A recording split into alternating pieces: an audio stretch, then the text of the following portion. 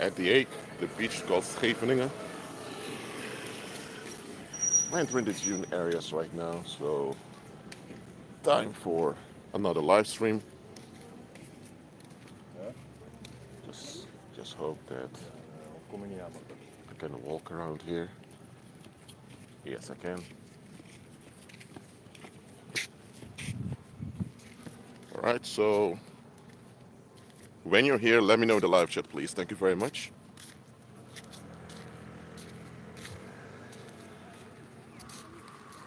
The beach behind me over there, and that's the North Sea. Oceanos Germanicus, as was also called by the Romans. So, John, glad you're here, John. Hold on, let me show it to y'all.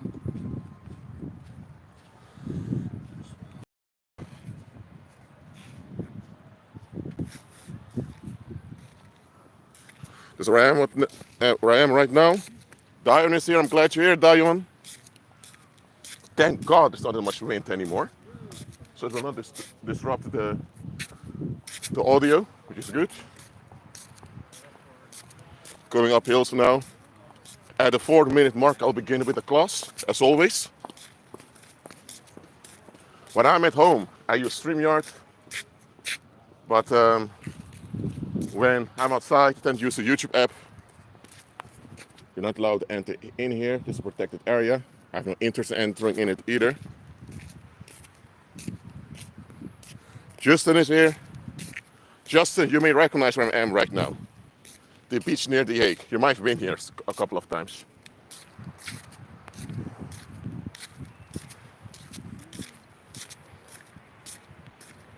I just drank some pina colada at one of those beach clubs over there. So nice and cold. Now let me see where I can walk through the dunes area. Yes, Scheveningen, absolutely.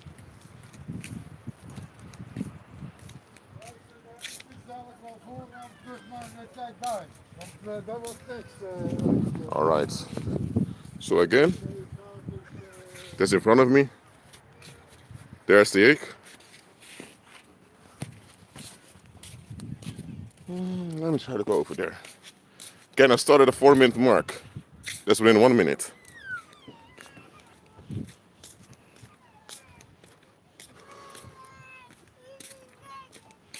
Let me see the rules over here. Hold on, guys. Hold on. Let me show it to you all. It's forbidden to camp, to eat plants or gather animals, to feed the animals around, to be undressed, so to be naked around here. But who the heck is going to dress naked in a public dune area? But you know, some folks do crazy things like that. Mark things to the area, ignite fire, and dig in the ground.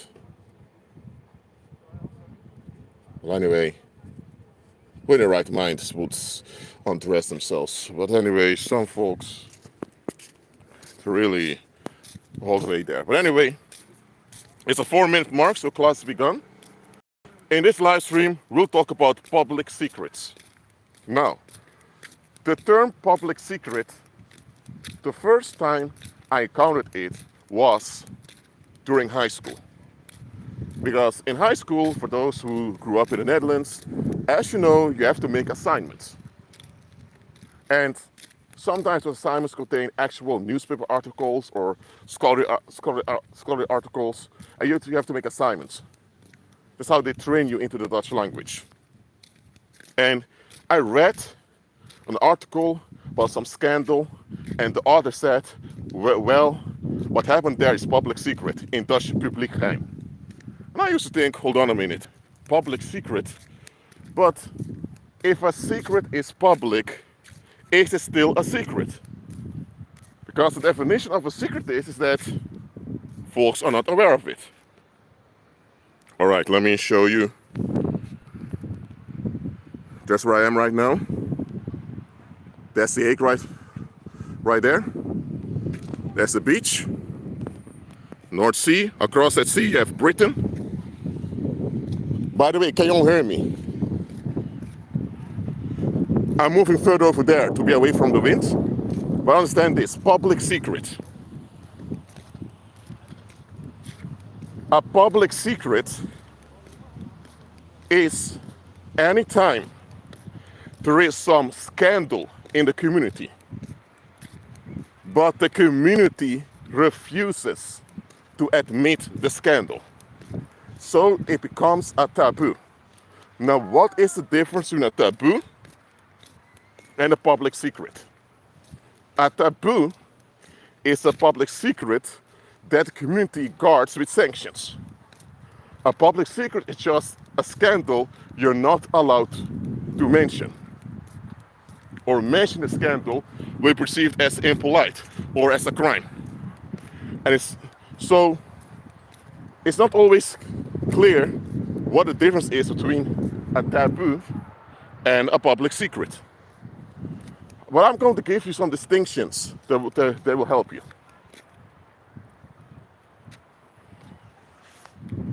A public secret. Think about 9/11. Okay? This live stream will not be about 9/11. It will not. All right? But 9/11 and the inconsistencies about that report. This is something the public, especially the American public, is fully aware of.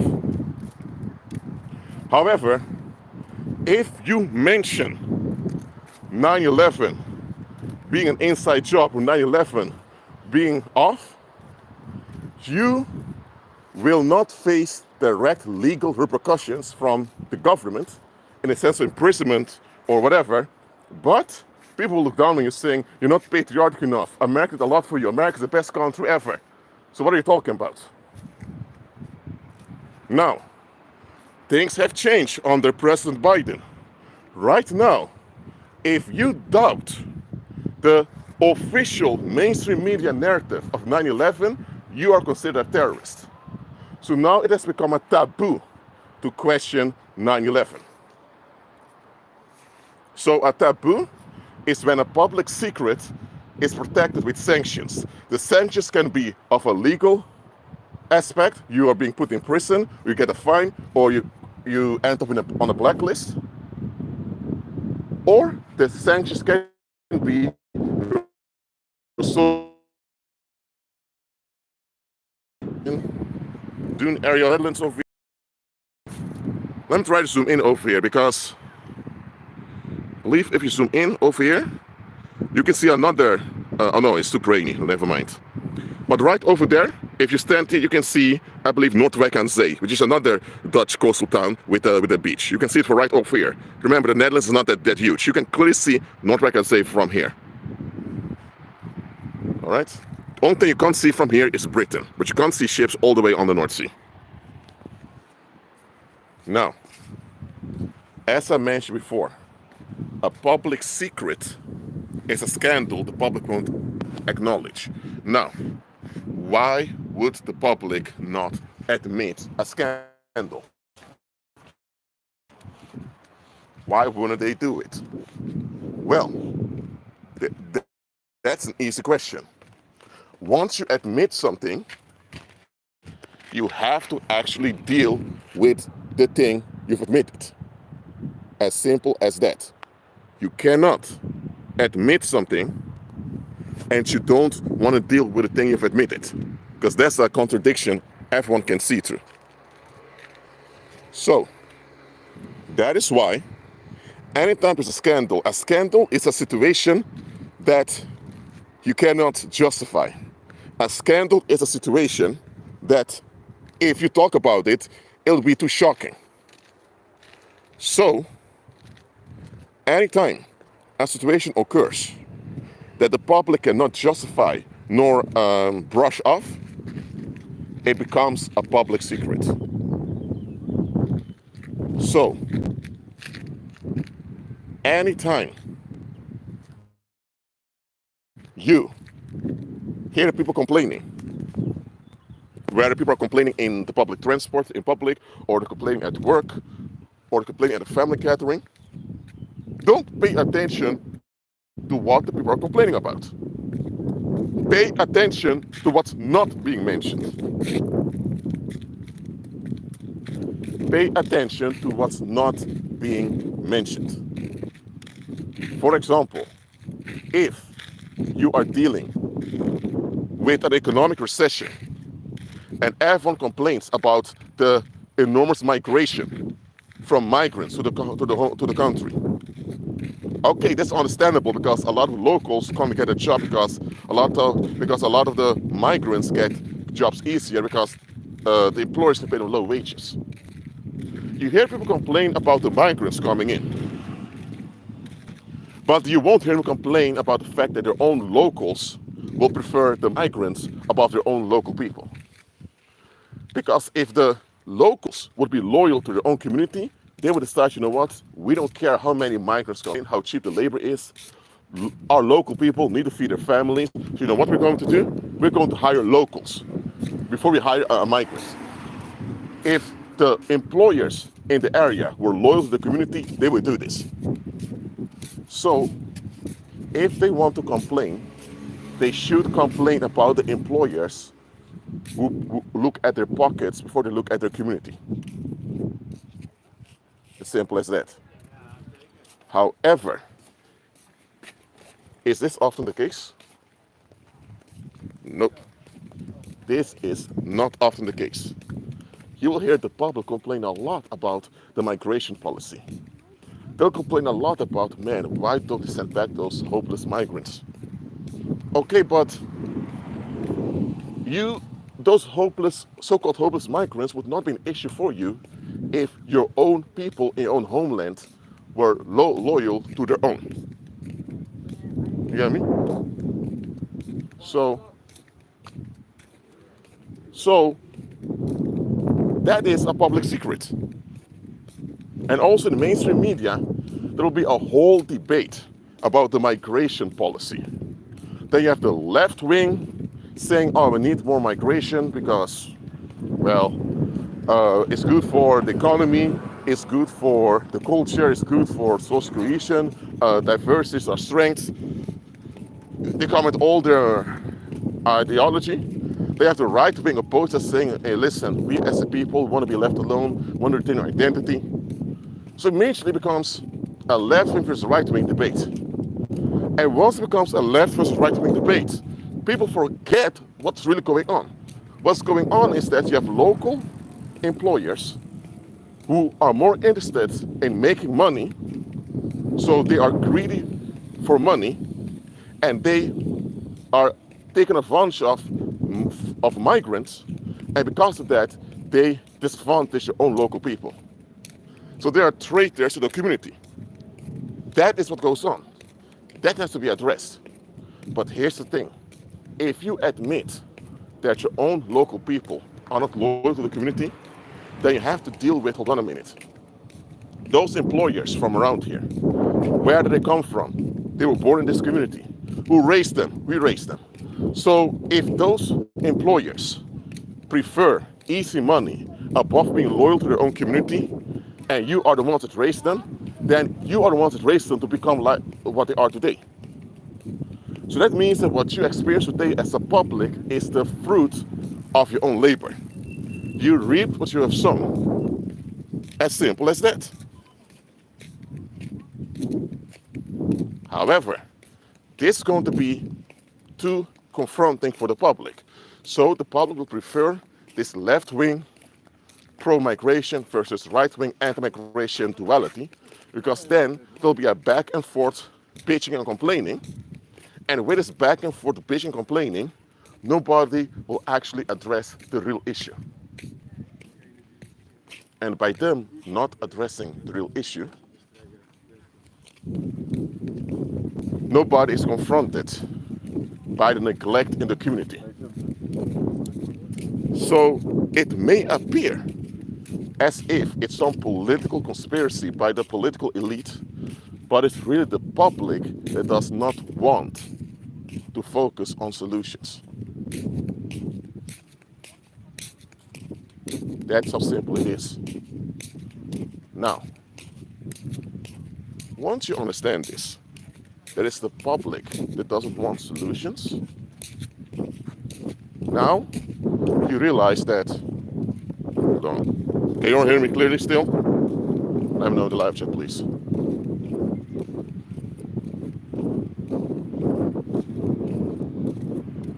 All right, can you all hear me still? I look for some shadows where there's less wind.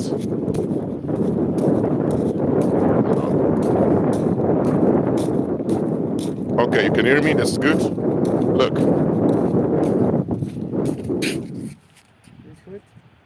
Look. A public secret is something you can easily discover.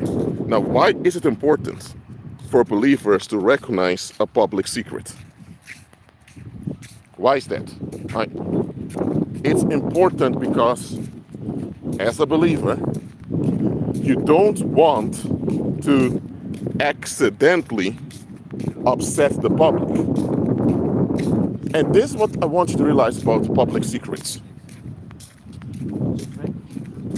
When you, quote unquote, transgress the prohibition of not mention something, the people cannot openly attack you. Because what you're mentioning is a fact. You're not lying and you're not twisting things around. But what the public will do... Oh no, this place is closed off. Never mind. But what the public can do and will do is that they will lower contact with you. They'll develop anger issues against you. And then, before you know it, you have sanctions operating against you. As simple as that. We are commanded in the New Testament to live at peace with all men as far as it depends on us. As far as it depends on us. So there are times it does not depend on you. But as far as it depends on us, we live at peace with all men. And for us to do this, we need to be aware of the sensitivities in the community. Because when you're insensitive to the community, that will not work out well for you in the long run. Even unbelievers understand this. So, you don't have to do deep research in the archives. Because public secrets are most of the time things related to today or something recent. Now, there are some public secrets that are rooted in history. That's true. But those public secrets, you figure them out much quicker because they have an historical root. And in any case, when you notice there's a lot of complaining going on in the community, don't ignore it. Don't say, oh, that's not my business, or I don't want to be bothered. Pay attention to what the contention is about. And that is where many believers go wrong. They do not pay attention to the contention. Now look at things twisted. With paying attention to the contention, I do not mean that you get involved in the contention. I do not mean that you participate, nor endorse, nor invest in the contention. I'm not talking about that. Paying attention to the contention means you are aware there's contention going on. You're aware that the public is upset about something. So when you notice contention in the community, what are people saying? Write down to yourself what they're complaining about. But then also look at the bigger picture. That thing they're complaining about, is it something they could have rectified by themselves as a community? If the answer to that is yes, then you need to ask yourself the second question. If the community could have rectified this by themselves a long time ago, why didn't they do it? Now, you already answered the question that they could rectify it, but they didn't. Now you understand that the reason they don't rectify it is because if they rectify it, they will have to admit that they let it happen.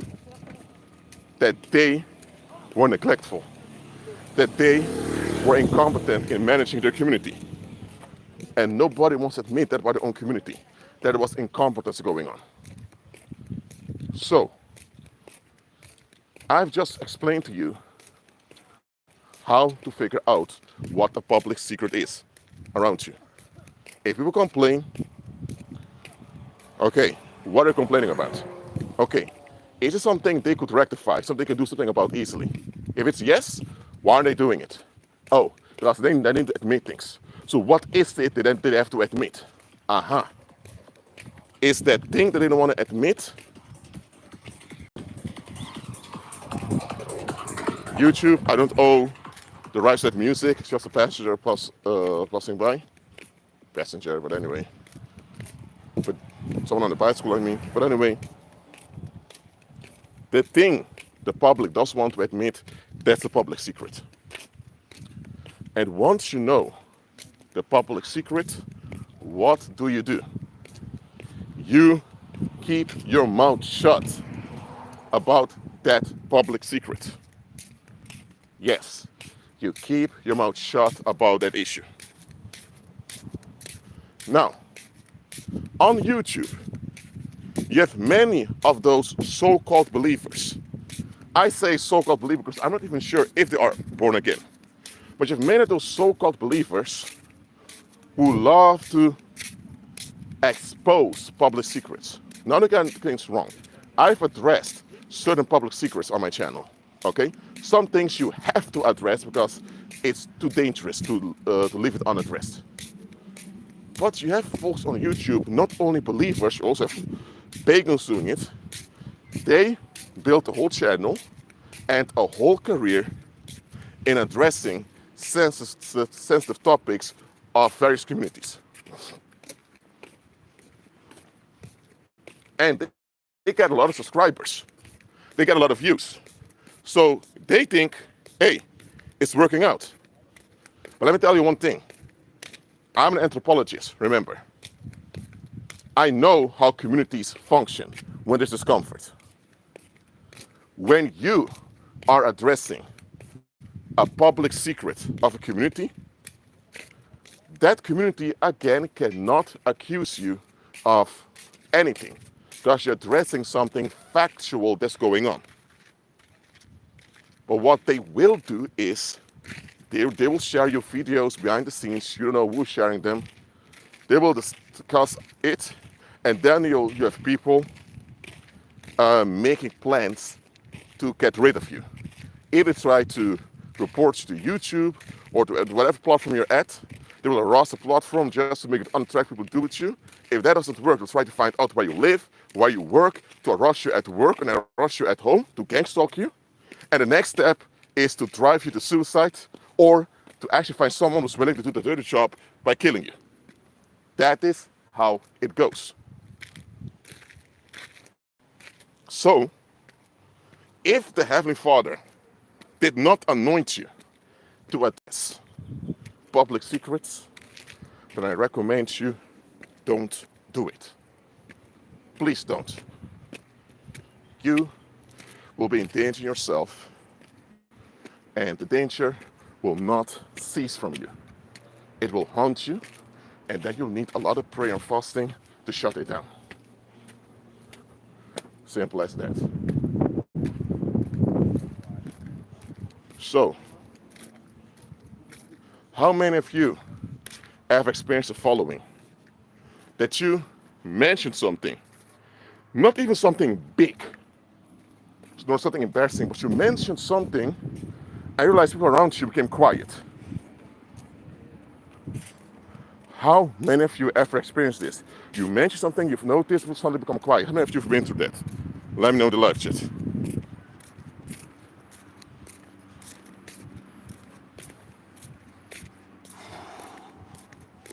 Heading back towards the egg now.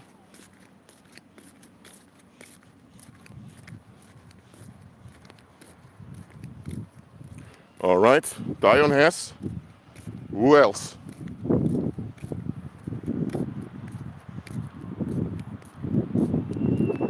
Bless to you, Suzanne. Glad you're here.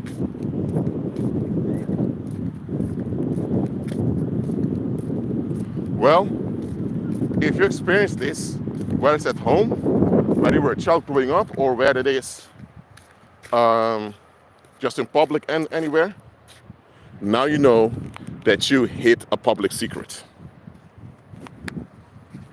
And now you know that you were close to becoming a gang stalk target. There are a lot of people online talk about gang stalking. Okay? Some people identify themselves as a targeted individual.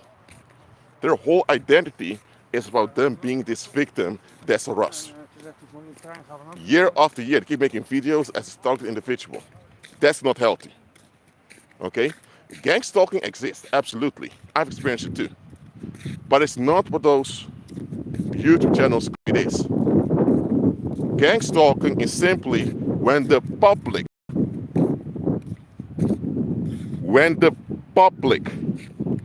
turns on you and they begin to hunt you. That's what gang stalking is. And of course, eventually, the government will become involved because the public is losing their mind.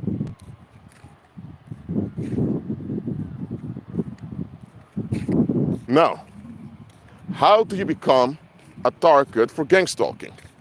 Well, it's quite simple.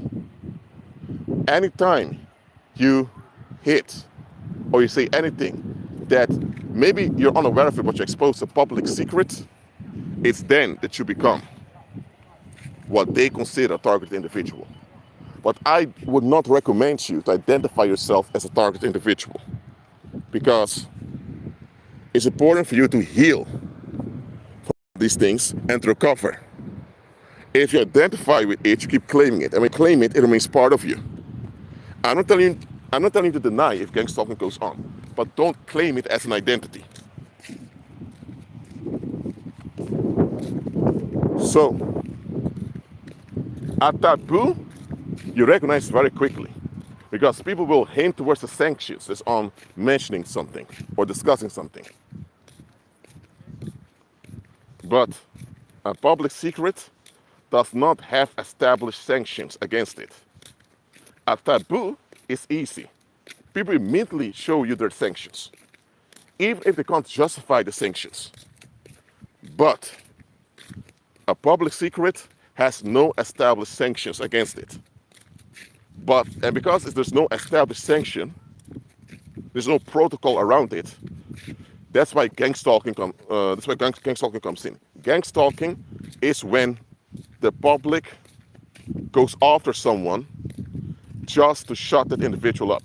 That's gang stalking. Persecution is when the community, in an organized manner, goes after someone.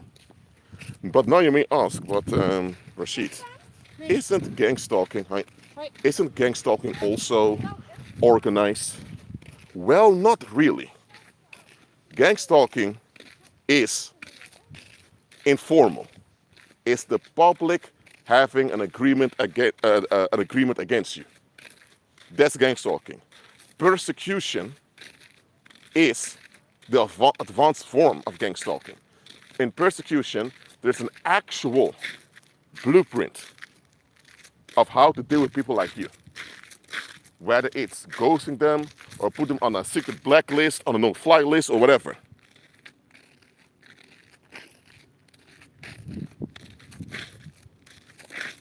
So that is why, as a believer, you know that persecution will happen.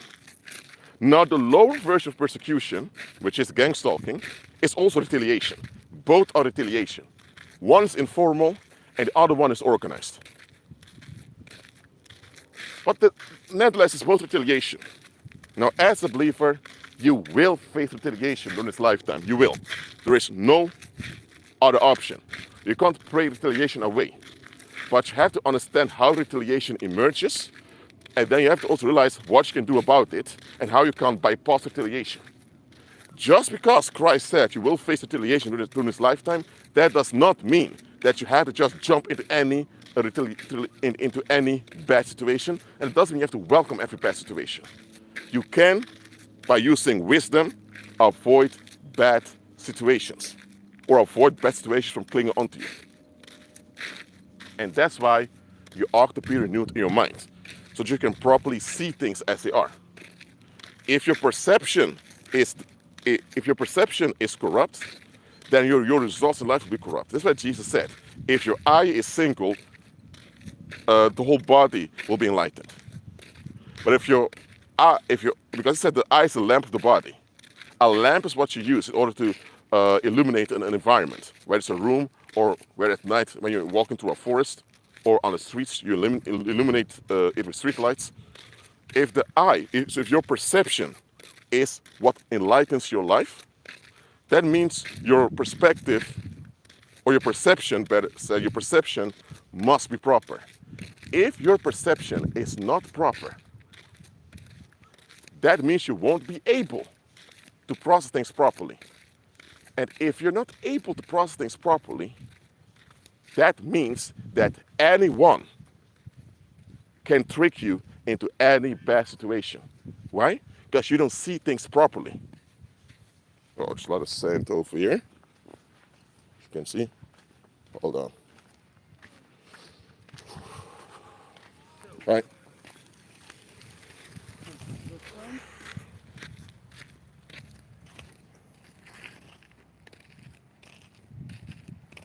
So,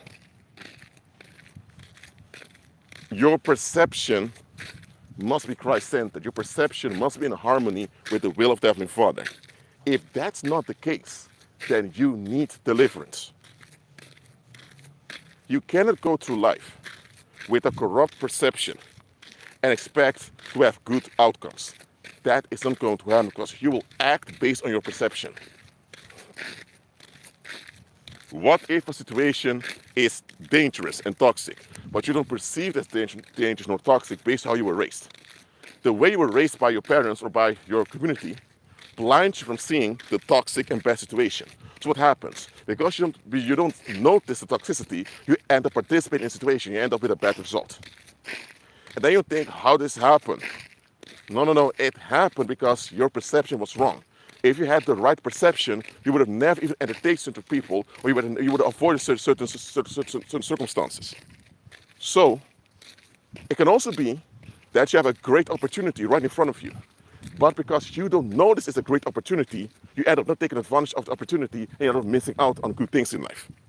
Then you end up thinking, why things keep passing you by? Well, I'm telling you why things keep passing you by. It's because your perception is wrong. All right? All right. And because your perception is wrong, you cannot see a blessing when it's in front of you. So do you understand now how having a corrupt perception is detrimental to you? Not only to you, because you will also affect other people around you with your wrong, or let's say corrupt perception. And because you operate based on a corrupt perception, your influence that you have on others will be corrupt too. That is why Satan spends so much effort through his human followers to distort your perception. Why do you think mainstream media is so horny to put fear into you? I use the word horny because it's similar to an intense sexual excitement. Mainstream media, they are obsessed with putting fear into you. Why? Because they know that once they trigger anxiety in you and it turns into fear internally, from that point on, demons can feed off of you. From that point, proper decisions anymore. They got you. Ask yourself, why would a corporation, and I've already explained to you what worldly corporations are. Worldly corporations or satanic corporations are corpses, symbolic corpses that are energized by the life source of the public. I made a whole live stream called Corporate Voodoo. Please watch that one. Please watch one. I explain a lot in it. But why do you think those satanic corporations spend millions for a 30-second commercial. A 30-second commercial on TV, they spend millions on it.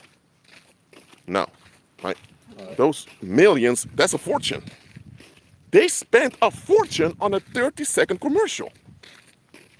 You may think, are you crazy?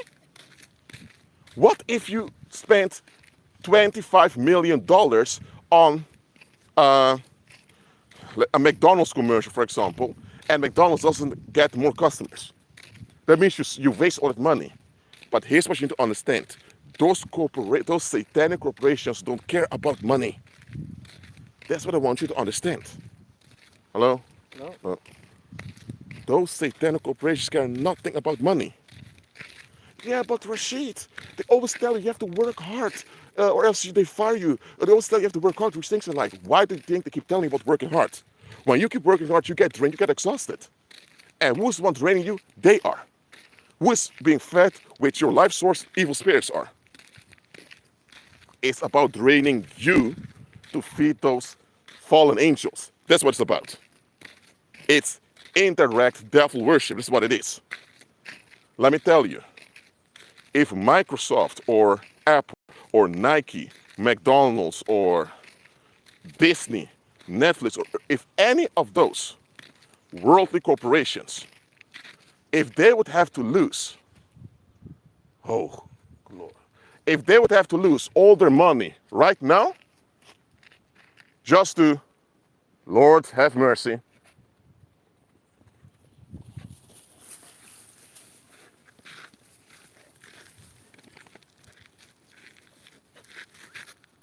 Sir?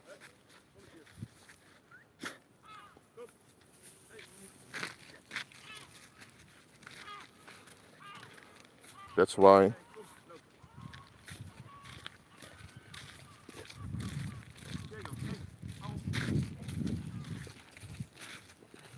Goed hoor. Maakt niet uit. Sorry about that. Some dog kept sniffing at me. So I'm not used to that. Especially not here, but okay. If any of those satanic corporations have to lose all their money right now, like 80 or 90% of their money, they would do it. They would gladly go bankrupt and then be built out by another satanic corporation. Why? Because they are in agreement with Satan to drain you. That's what it is. That's why from time to time, those satanic corporations will declare bankruptcy, and then that same organization is taken over by another brand. It is because they had to sacrifice themselves to keep the game going. Now, what is the game? The game is to drain you so that you are hindered doing the will of the Heavenly Father. That's it. That's what it's about. So that alone, it's an enormous public secret I just revealed onto you, which I revealed often before. It's not about making money. It's about you being trained. So, now that you understand that the public is submitting to being trained, now you understand that the chief public secret that all societies have is that the public want to escape life. They want to escape life. They don't want to live life, they want to escape life. Whether they escape life by being suicidal and being depressed, or they escape life by jumping into risky activities like extreme sports, or whether they avoid life by being trained from 9 to 5 and only have a few holidays to relax, the masses want to avoid life. That is their main motivation, to escape. But this is a motivation they cannot justify. This is a motivation that, come on, how are you going to tell you little children, oh, I'm 50 years old, I've also been avoiding life successfully.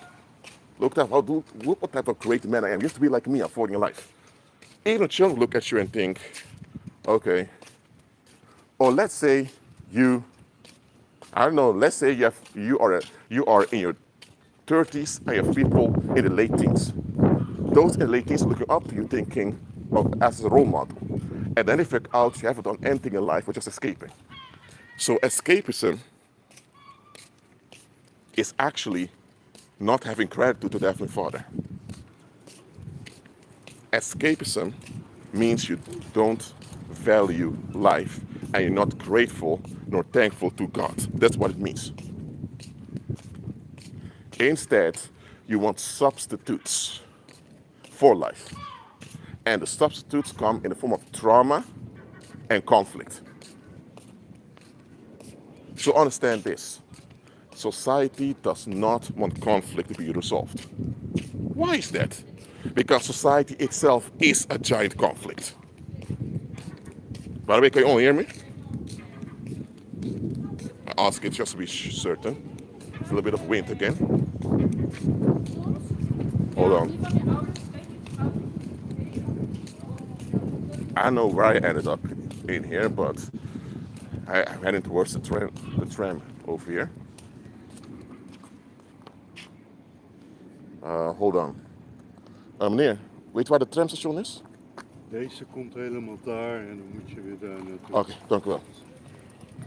Alright, I need to go there for the tram, so that's good. If conflict ends, society has to end. And the gospel is the end of all conflict. Oh yes, let me repeat that. The gospel is the end of all conflict. And worldlings are invested in conflict. So of course those invested and codependent on conflict are not going to be happy with you if you operate in solutions. Worldlings are unthankful and ungrateful to the Heavenly Father. That's why they want to escape life all the time. Instead of saying, you know what, Heavenly Father, this is a bit difficult for me. Absolutely. I don't know how to deal with this, but you know what? I trust you to provide a way to deal with this, and there's going to be good things coming out of it. Instead of having this optimistic, joyful attitude, you have this fearful, leave me alone attitude. So that's a conflict in itself. And now they want to preserve this conflict by enact this conflict with other people. So this conflict of not appreciating life, they enact it together, and that's what you call society. So society and community are not the same thing. They're not. Community are just human beings living somewhere. Society is this enactment of ungratefulness to the Heavenly Father. That's what it is. Yes. You see it now? That's the tram station. So, I'm going to ask you the following. Can someone who is against themselves be for you? I want you to answer this question. Can someone who is against themselves, what do I mean with against themselves? If someone is not participating in their own long-term well-being, that means they're neglecting themselves. So if someone is against themselves because they're not involved in their own long-term well-being, can they participate in your long-term well-being? No, they cannot. Absolutely not. Now, I'm not saying they're evil people. They may not be evil people, but they sabotage themselves. So even if they're not evil nor bad people, they have a bad influence on you because they're against themselves. You have to be for yourself to be for your community. And that's the thing with worldlings. They are against themselves. They are operating against themselves. So that's an enormous conflict when you are against yourself. That borders insanity. It's not insanity yet, but it borders insanity when you are against yourself. So you have a population that's against itself, and when they look at you, they want to see this conflict in you. Hold on. Yeah, I'm going right over here. If they don't see this conflict, this shared conflict in you, they get upset with you. That's how it goes. So let me repeat this for you. Worldlings, by default, there are some exceptions, but by default, they are against themselves. So they don't have much value for themselves. And together in groups, they enact this self-rejection. So they are rejecting themselves. That's what they're doing. So when they see you, they want to see this rejection in you too. If they don't see this rejection, they get upset. They think, who the heck does he think he is? Who the hell does she think she is by being so happy, by being so joyful? Who are they thinking they can share their happiness? As if people ask for their happiness, whatever. They want to see their self-rejection back in you. So that's why, for example, as a female, if you are a godly feminine woman, people tend to be upset with you, tend to be irritated at you. But if you are a street hoe, whoring all over the place, posting on Instagram, they'll talk about you, but they'll be kind towards you. Why? Because you are operating against your own femininity. And they click with that. They click with you being against yourself. For example, you can be someone that's smoking 50 cigarettes a day. Maybe the people who can't stand smoking think, who the heck is this guy smoke all the time? But they will never attack you. But if they see you having a constructive attitude in life and approaching things with a solution mindset, suddenly now they're uncomfortable with you. Why? Because you don't participate in their self-rejection. This self-rejection is close to insanity. When does it become insanity? It becomes insanity the moment God keeps telling them, give it up, and they won't give it up. Because all human beings will be pushed by the Heavenly Father to give up this self-rejection. Those who are realistic become believers. That's all of us over here. Those that are negative-minded will protect and defend their self-rejection. And the moment they begin to protect and defend their self-rejection, they become insane. And from insane, they become dangerous. So, you cannot expect people who are against themselves to be for you. And that's what a lot of believers are doing. And God is telling you, cut it out. It cannot happen. It's impossible for creatures who are against themselves to be happy for you, to be for you. They'll only be happy when they click with you in trauma. They'll only be happy when they can bond with you in trauma. That's when they'll be happy with you. They won't be happy with you any other way. So, that's why as believers, we don't know anyone after the flesh. There's something written in the New Testament. We do not know anyone after the flesh. What does that mean? That means when we encounter other human beings, we perceive them for what they are. So our first question is, are you born again? Are you a believer? Okay, if you are a believer, are you delivered?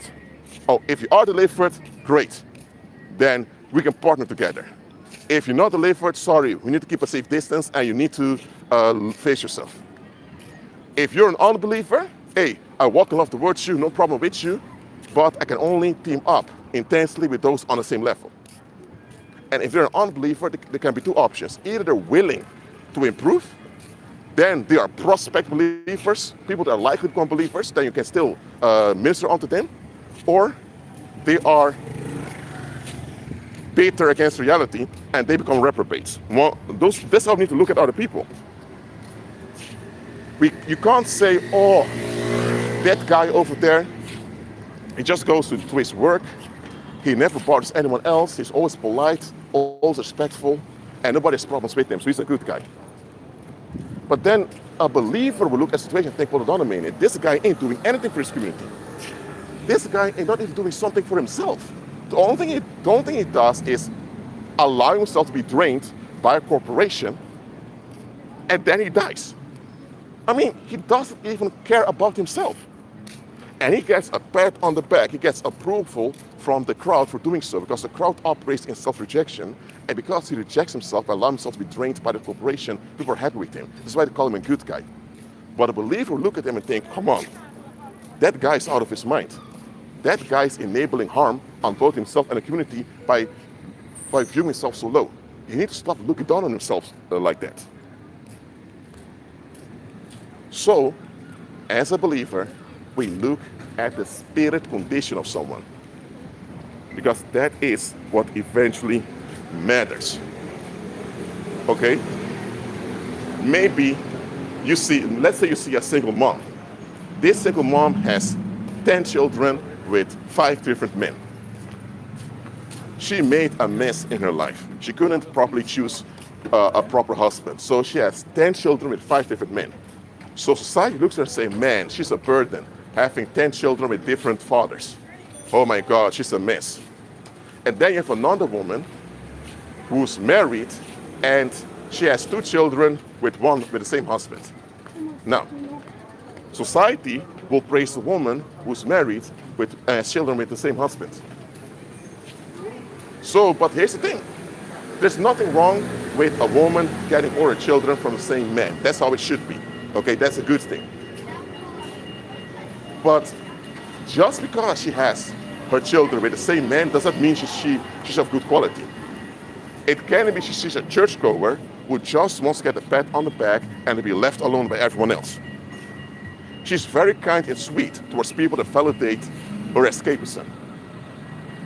But that other woman who has 10 children by 5 different men, she made wrong decisions, she learned from it, and she gained experience. And here's the thing, she tells all the children, Mom made mistakes, don't be like Mom, look at Christ. And now this woman raises children that realize we need Christ. And some of her children become powerful believers. Now, who really benefited the community? That woman who had 10 children by 5 different men, or this other woman who just had this narcissistic leave alone attitude and she follows societal norms?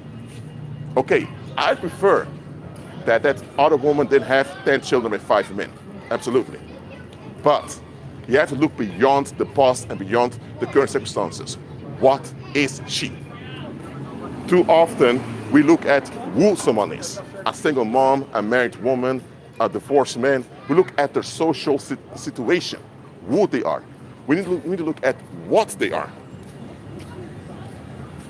Because what they are address public secrets. Not only to help you navigate amongst unbelievers, but also to show you that you have to have a spirit view of the community. You do. So, do not, any circumstance, judge people based on societal preferences. Judge people based on the spirit condition they're in. That is what we ought to do. If you learn to do this, it will be impossible for you to be deceived nor tricked into bad situations. But too many of us are tricked into destructive circumstances and in bad situations because we don't properly perceive things. And because we don't properly perceive things, we end up judging the wrong way. So your perception is quite important. So look, you cannot prevent society from having influence over you because you're in society.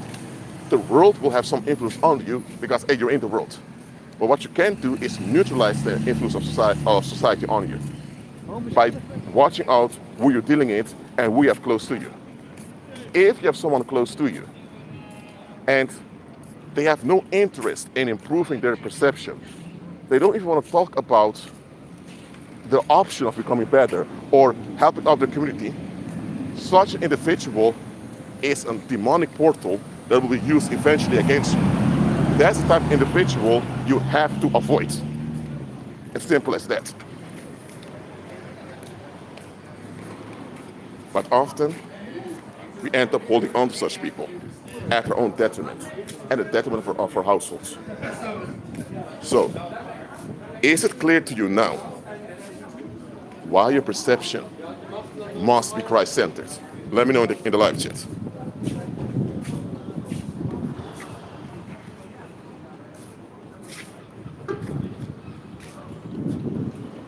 good. Good. I'm glad you understand it. And it's 55 minutes since I've been in. Look, if you have questions related to this topic, please ask them now. I'm here to answer the questions because I'm free today anyway. It's Sunday.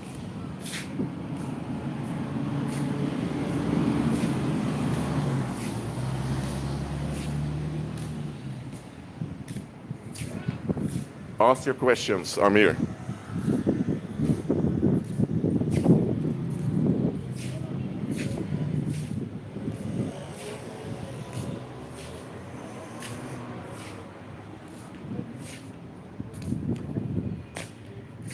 I want you as a believer to not only prosper financially, economically, but I want you to prosper emotionally and to be emotionally and physically safe. And that cannot happen if your perception is fleshly. Your perception must be Christ-centered.